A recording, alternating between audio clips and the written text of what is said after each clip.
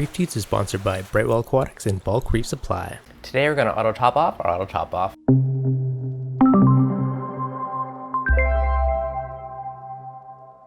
What's going on, guys? Devin from ReefDudes. So, as you guys may have remembered, about 2 weeks ago I installed the Mastertronic on this tank. Now the hoses required a specific length, so they didn't want you to cut or modify them. And my auto top off bins are in the basement below, so it's far too long for that 6 feet of hosing to reach. So I installed a 1 gallon space saver container, which is basically just for the tester. Now realistically, that's not too much of a dent after a few weeks of testing, so it's really not that big of a deal to probably top it off every month or so. However, I like to automate things, so we're going to automate this today. So my order from BRS showed up yesterday, so it's a perfect excuse to get this going. So I picked up 3 things. So I got a solenoid, a magnetic optical sensor, and a low profile leak detector. Now what I'm going to do with this is I already have the Neptune ATK with the FMM module on there. So that's going to let us hook up an extra optical sensor and an extra leak detector off what I already have. Now inside of here, we got the little float valve and everything for there. So I'm going to disconnect that hose for the float valve and put it into a little water splitter. And so what I'm thinking is when the P-mump kicks on, it's going to push water through both of these tubes. So one's going to go to the ATK as normal, and the other one is going to go to a solenoid valve. So if this solenoid valve is dry, it's going to open it up and it's going to top off that container as it tops off the tank. Now seeing how it's used barely anything, it's been a few weeks, I'm probably going to just let it run once a week.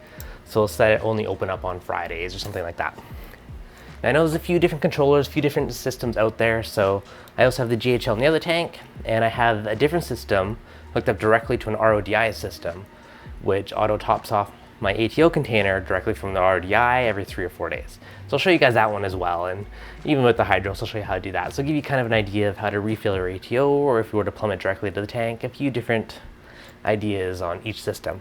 But first, my main goal is to get the auto tester ATO refilled, so let's get this one set up and I'll show you guys how to do it. Now the first step here, I'm just going to disconnect the existing auto top off and we're going to tap into it. Now whenever you're doing RODI cuts with the hose, it's good to use one of these little tube cutters. Make sure you get a nice crisp straight cut.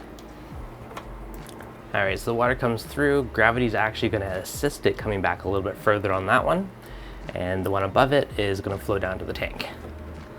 So we're going to slide this one through and back up into our control cabinet. The one slightly tricky bit is hopefully our optical sensor actually fits through the lid. That's a key part of this working.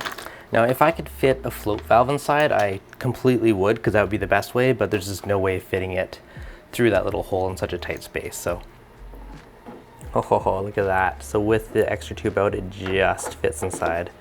That's definitely a tight one, but I think this will work well. So we have our ATO right about here. I'm going to leave it a bit lower just so it has a bit of buffer space. And on top of that, we are going to drill our lid a bit bigger. As usual, I am using a stepper drill bit, as these guys are awesome for making the holes just the right size. There we go, so that can sit on top of the lid. And we look at the solenoid valve, it tells the direction of flow, so we'll make sure that end goes in forward. And we still got space in the edge to fit our other two, our power wire for the sensor and our water intake line for the Mastertronic. So this guy will come up.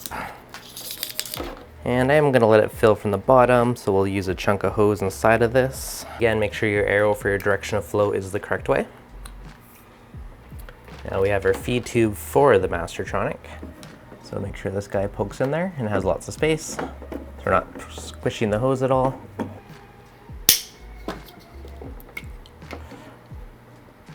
Now as a safety precaution, I'm also going to add the leak sensor. I do have that extra port, so I might as well use it. And this little guy is just a little carpet one, and I'm just going to set this just underneath it, just in case for whatever reason, if one of the solenoids, something ever failed and it dripped over the edge, then it would trigger this and send me an alert. Now we got our wires inside of here. We're going to plug this into the 24-volt accessory port, and this is going to be for our solenoid, and we're going to plug in port 3 into the FMM port 3. And this one is our leak sensor, which we're going to plug into port 4 on the FMM. Now what you want to do next is set up everything in the app. We got everything wired up. So I've already pulled everything down, but normally what you do if you add something new and you can't find it, if you click that little lock at the top, which brings you all your unused switches, and then you can just click on it and drag it and pull it down. So I've already pulled mine down and named them, but so to kind of go through how we set this up. So part of my ATK is the ATO pump, so you can see the ATO pump 5.9 in there. Now down below, I have the MT-ATO fill SO, so that's just for solenoid. We have, below that, we have the MT leak, so the Mastertronic leak, and Mastertronic ATO low. So that is the optical sensor that's inside of the bin. Now to actually program the code inside of here, so I have fallback off, set off. So if output ATO pump is on, then turn on. However,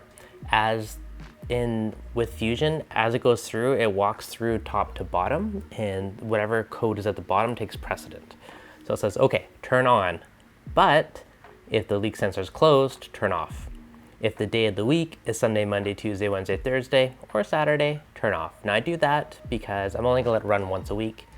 Now, obviously, it lasts a long time, so there's no need to fill it every single day. So I figure if I just let it fill on Fridays, less wear and tear on the solenoid and everything else, and hopefully that's enough to refill it. And also if ATO pump is off, then turn off. So it will only turn on when that pump's on. If anything else triggers or tells that pump to turn off, then it's gonna close the solenoid as well. So that should be a super duper easy way to do it. Now, if we do a quick test, if I come in here and turn my ATO pump on manually, and we scroll down,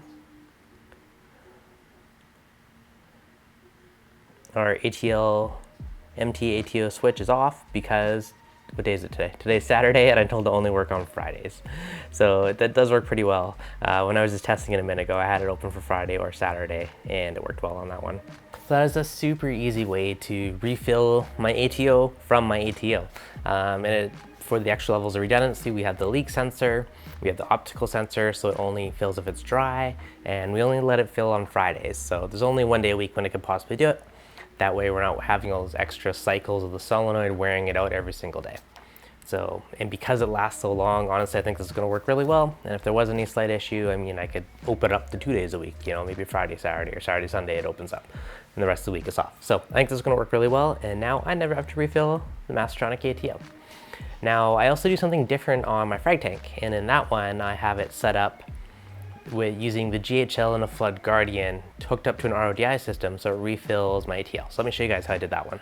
So on the side of the frag tank, I have a little SpectraPair RODI system, and you can see a little solenoid hanging off the side of it. So the solenoid is feeding on the way to the ATO.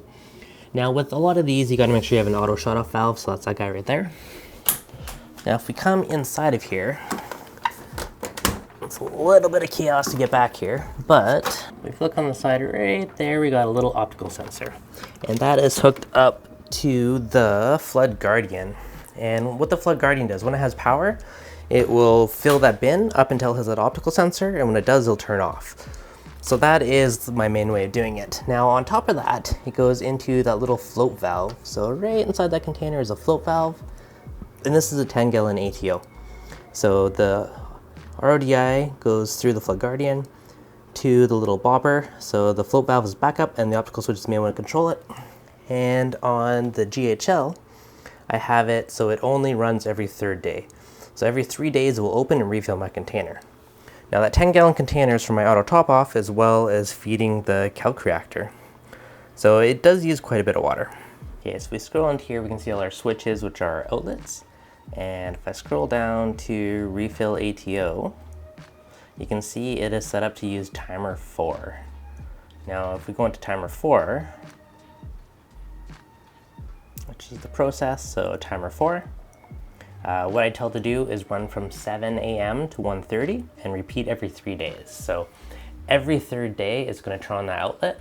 That outlet powers up the Flood Guardian. The Flood Guardian starts refilling, and when it's full, it hits that little optical sensor and turns off the solenoid.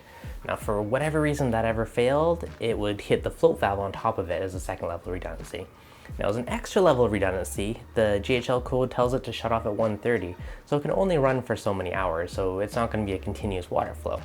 So really easy way to set that up with the GHL as well. Now again, if you want to do this with the hydros, you can do something very similar. You need two things. You need the DC solenoid valve and you would need a level sensor.